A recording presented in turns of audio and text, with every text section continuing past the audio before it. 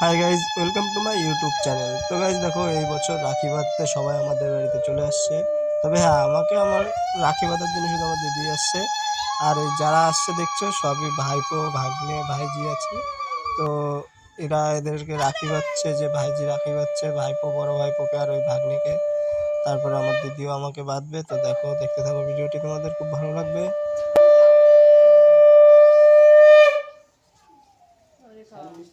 ওই মাঝখানটা ফাঁকা কার? ওই অঙ্কুশ বইছে আবার বাড়ি গেছে তা ওই তাই তো, ওই মাঝখানটা ফাঁকা কার? ওটা ডাকতেছে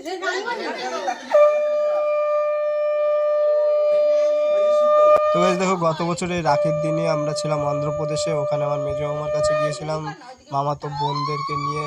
ভাই আছে ওখানে, বোনও আছে, সেখানেই ছিলাম আমরা। তো রাখি বেঁধেছিলাম ওখানে বসেই।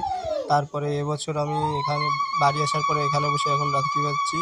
তবে এবার মামা বাড়ি যেতেও পারছি না, কারণ আমার খুব কাজের চাপ ছিল। আর এখান থেকে বেশি দূরও নয় মামার বাড়ি, কিন্তু হেলেঞ্চাই মামার বাড়ি। তবে যেতে পারছি না কাজের চাপ থাকার কারণে। তো শুধু দিদি আসছে আজকে, কালকে রাত্রে আসছে রাখি বাঁধার জন্য। তো শুধু দিদিই বাঁধছে।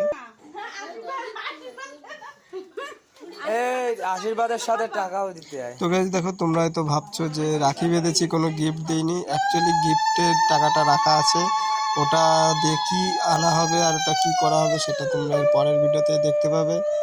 তো চলো ভিডিওটি দেখতে থাকো।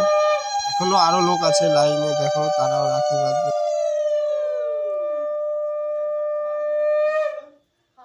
তো দেখো, এখানে এমনই একটা মজার কথা বলেছে যে সেটা শুনে সবাই হেসে দিয়েছে। এইভাবে দিচ্ছিস কেন? বসে দে। ওই যে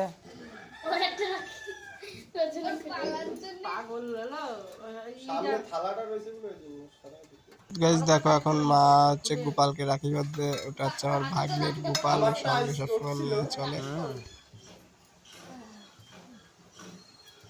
এবার যে গোপালটা একটা ওই ছোটটা পড়ায় দে আর দান দুব্ব দে ঠাকুরে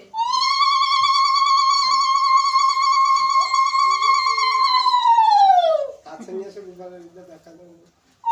এই তো সামনে তো বলে না সামনে দে না, এখানে আসলে আবার এরা ওই যে ইয়া